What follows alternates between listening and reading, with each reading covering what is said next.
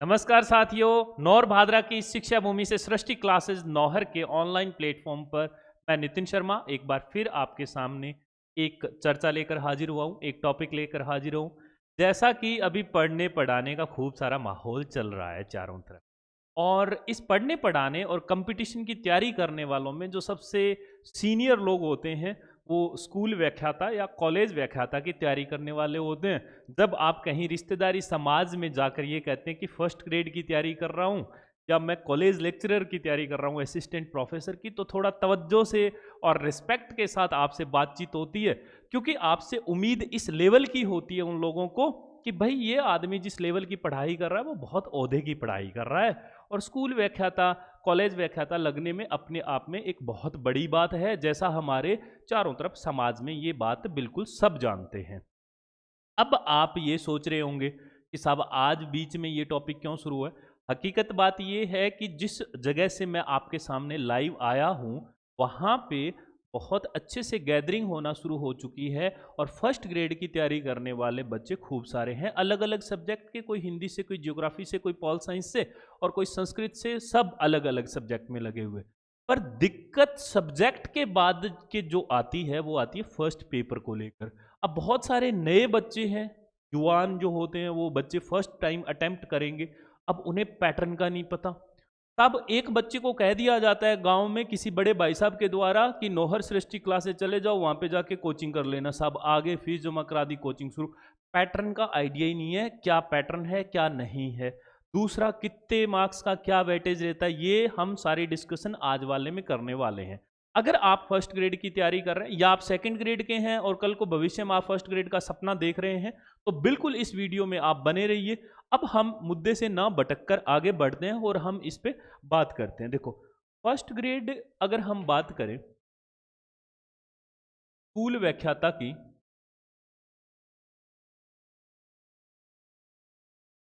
तो इसमें आपको सबसे पहले जो चीज ध्यान में रखनी होती है वो होती है, ये जो होता है ना सब स्कूल व्याख्याता की जो भर्ती है, ये विषय से संबंधित है सारी की। किससे संबंधित है?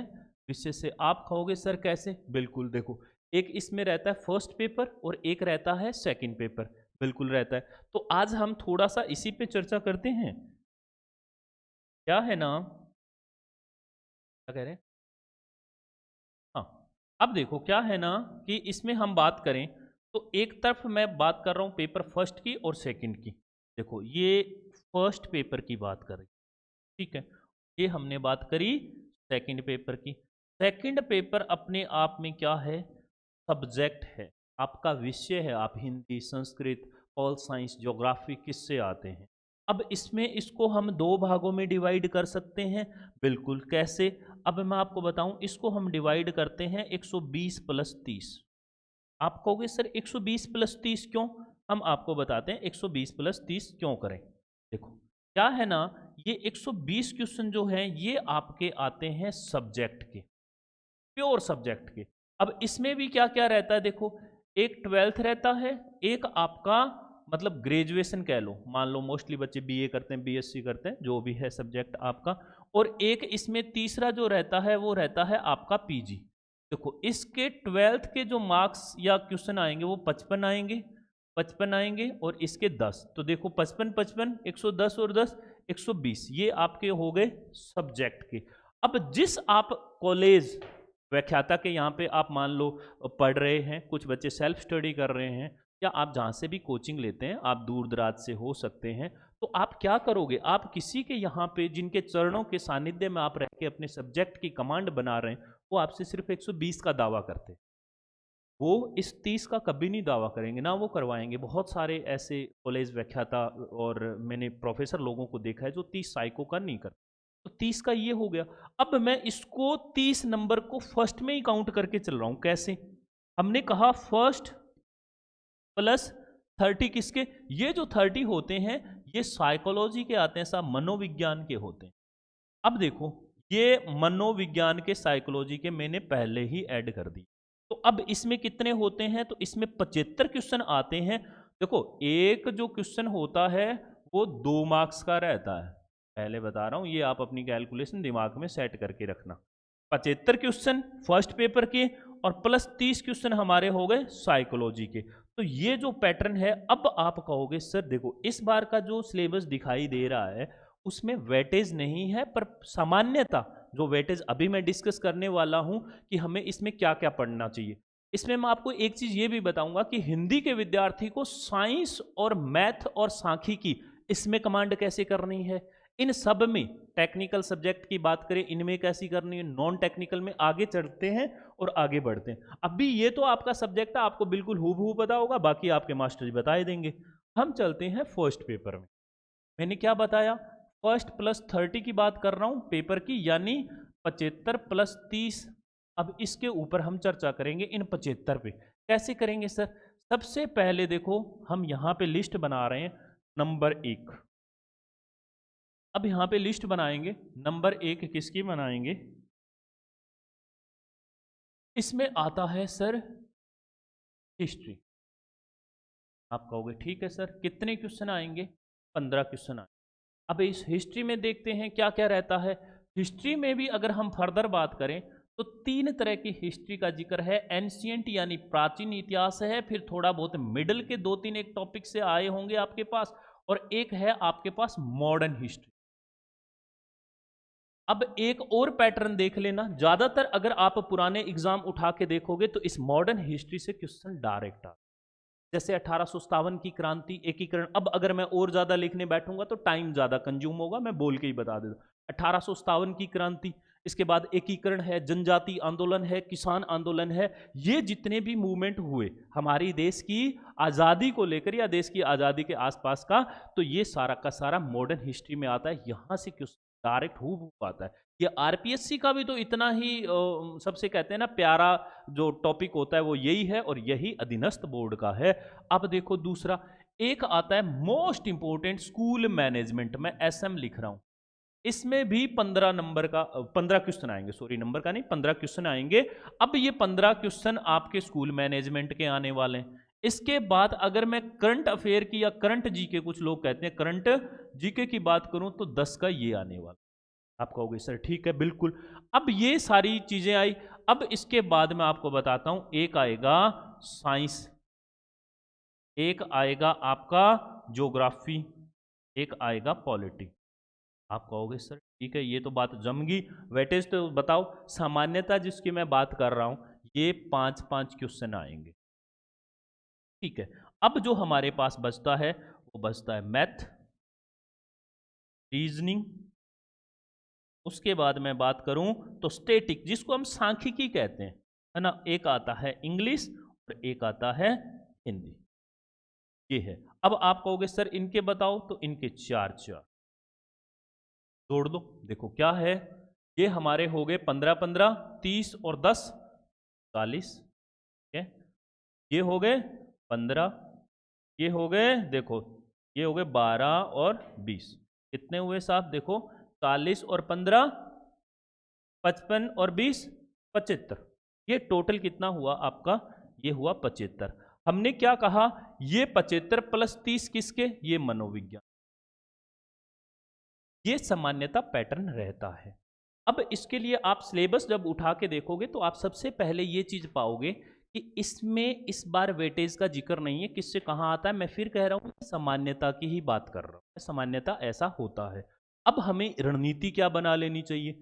अब हम अगर एक बात करें ना, थोड़ा सा गुलाबी में लिख देते हैं, आपको भी थोड़ा समझ आ जाएगा।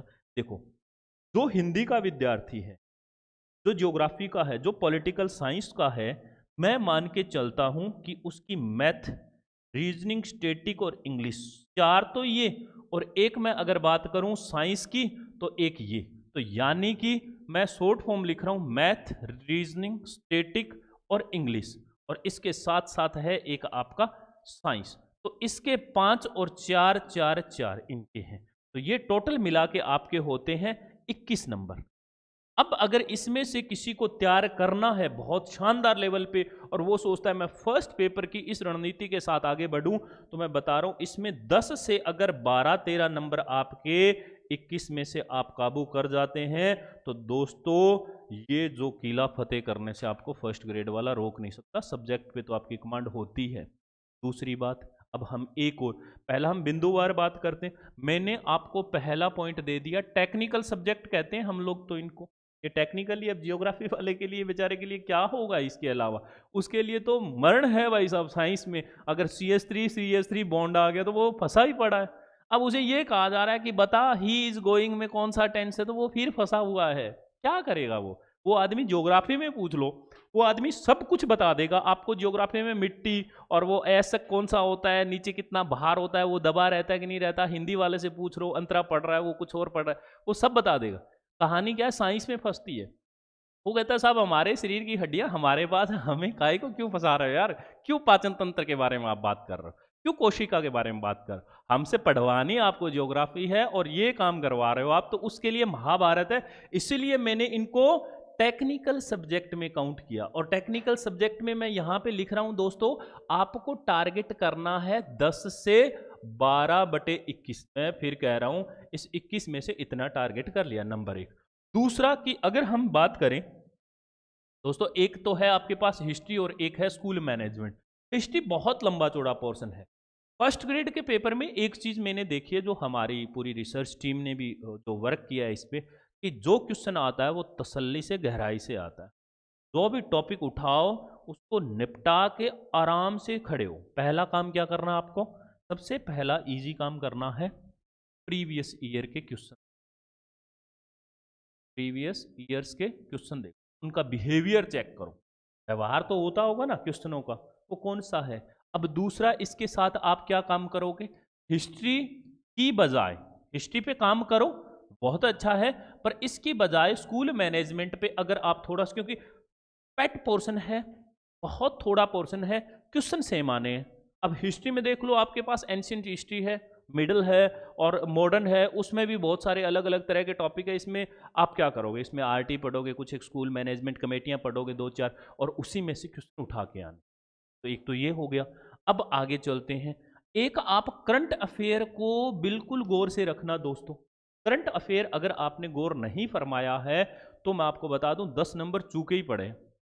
इसमें ये मान के चलो कि 6 से 7 क्वेश्चन ऐसे होते हैं जो राजस्थान के संदर्भ में आते हैं, और कुछ एक 2-3 क्वेश्चन होते हैं जो हमारे नेशनल इंटरनेशनल लेवल के आ सकते हैं, या 50-50 का भी रेशियो रह सकता है। ये अगर आप रोजाना बहुत ज़्यादा 2-2 घंटे की क्लास लगाने की आवश्यकता नहीं है, घंटे घंटे की यूट्यूब पे मत्था मार रहे हैं बेचारे, फिर वो 2 घंटे फर्स्ट पेपर की 3 घंटे तैयारी कर रहा है, फिर 2.5-3 घंटे सब्जेक्ट की तैयारी कर रहा है, 7-7 घंटे, फिर आप सेल्फ स्टडी कब करोगे। ऐसा झंझट में नहीं फंसना। करंट अफेयर का सिंपल सा बताता हूँ, राजस्थान के रोजाना के 5-7 क्वेश्चन निकाल लिया करो, कुछ देख लिया करो, आज गहलोत जी कहाँ गए, माननीय मुख्यमंत्री ने किसका शिलान्यास कर दिया, कौन सी योजना आ गई है, यही स्वास्थ्य को लेकर कौन सी योजना आ गया, ज्यादातर इनका टारगेट इसी को लेकर रहता है। तो ये करंट अफेयर से हमारे राजस्थान से क्या है, खिलाड़ी बहुत निकलते हैं, झुंझुनू चूरू इस एरिया से, तो किसने शेखावटी से किसने कौन सा मेडल ले आए, अभी कौन सा ओलंपिक हुआ है, बजट में हमारे माननीय ने क्या कर दिया, इन सब चीज़ों का थोड़ा थोड़ा हल्का हल्का पढ़ते रहोगे, हैबिचुअल रहोगे, तो हो सकता है कि देखो आरपीएससी का कोई आइडिया तो है नहीं, अब पेपर करवाए, है ना। तो एक वो कबीरदास जी का दो है ना, कि धीरे धीरे रे मना धीरे सब कुछ होए, माली सींचे सो गड़ा वायफल होए। तो ये आपको धीरे धीरे ये कर्म करते रहना पड़ेगा, क्योंकि आखिरकार आरपीएससी है। उससे पहले ईश्वर अगर तपस्या में बैठे ना, हम तो राजी हो सकता है। आरपीएससी इतना जल्दी लीक वो अपना जो है नहीं करने वाला, रिलीज नहीं करने वाला नोटिफिकेशन। तो लगे रहो, बहुत सारा कुछ इन्हीं 2 महीनों में कर देना है। ऐसे जोश के साथ नहीं उतरना है, सहजता के साथ, ठहराव के साथ, कि हाँ हमारा ये टारगेट है, 1 साल में हमें निपटा देना है इस पूरे सिलेबस को। और 1 साल लगेगा, मैं आपको बता रहा हूँ 1 साल लगेगा अगर फर्स्ट टाइम तैयारी कर रहे हो तो। तीसरा देखो, इसके साथ साथ मैंने आपको क्या बताया, मैंने आपको टेक्निकल सब्जेक्ट का कहा। टेक्निकल हमने इसको टर्म दिया है नहीं, कौन से, वही देखो, इसमें साइंस आ गई, मैथ आ गई, रीजनिंग आ गई, स्टैटिक आ गई और इंग्लिश आ गई। अगर आप इन सब्जेक्ट को लेकर सही हाथों में है तो दोस्तों 21 में से मैं आपको बता रहा हूं 12 नंबर कहीं नहीं गए, ये बहुत बड़ा रेशियो है। और स्कूल मैनेजमेंट हो गया। अब देख लो, अगर आप ज्योग्राफी के हैं तो आपके वो 5 क्वेश्चन तैयार हैं। पॉलिटिकल साइंस के एक चीज ध्यान रखना, पॉलिटिकल साइंस इतना बहुत इशू वाला सब्जेक्ट नहीं है, ये हर जगह काम आता है, हर जगह आता है, कुछ एक चुनिंदा टॉपिक है। अगर आप प्रीवियस ईयर क्वेश्चन को थोड़ा सा देखोगे तो आपको बिल्कुल आइडिया हो जाएगा। तो ये हमारी स्ट्रेटजी के, हमारी रणनीति के कुछ एक बिंदु थे जिनके बारे में मैंने चर्चा की। और अगर मैं इसके आगे और फर्दर बढ़ूं, अगर आप नौर भादरा से हैं, राउतसर से हैं, आप तारानगर से हैं, आप गंगानगर से हैं, आप किसी भी जगह से हैं, तो अगर आप हमारे यहाँ पे बैच ज्वाइन करना चाहते हैं तो आप अगले हफ्ते हमें गुरुवार से ज्वाइन कर सकते हैं। और ये जो है गुरुवार से हमारा फर्स्ट पेपर का जो है वो बैच स्टार्ट होने जा रहा है दोस्तों। इस फर्स्ट पेपर में हम आपको क्या देंगे, इसमें हम एक तो फर्स्ट पेपर के 75 पूरे के पूरे प्लस 30 का आपका मनोविज्ञान ये हम देंगे। साथ में आपको क्वेश्चन प्रैक्टिस करने के लिए मिलेंगे। आपको ये वाला टेक्निकल पोर्शन तो एक ही नंबर का करवा के देंगे, इसमें कोई चिंता वाली बात नहीं है। थ्योरेटिकल चीज़ें बच्चा भी पढ़ लेता है और हल्का करके पढ़ाया भी जाता है। सारी चीज़ें आपको सृष्टि क्लासेस परिवार में मिलेगी। आपने अगर हमारा अभी तक ये यूट्यूब का वीडियो सुना और पूरे ध्यान के साथ सुना है तो दोस्तों इसके लिए आपका बहुत बहुत शुक्रिया। और अब इसी एक गुजारिश के साथ मैं अलविदा कहूँगा आपको, आप इसे जाते हुए उन सभी फर्स्ट ग्रेड सेकंड ग्रेड वाले बच्चों को साझा जरूर कर देना, ताकि उनका थोड़ा नॉलेज अपडेट हो जाए और थोड़ा वो सही दिशा में अग्रसर हो जाए। बहुत बहुत शुक्रिया, बहुत बहुत धन्यवाद।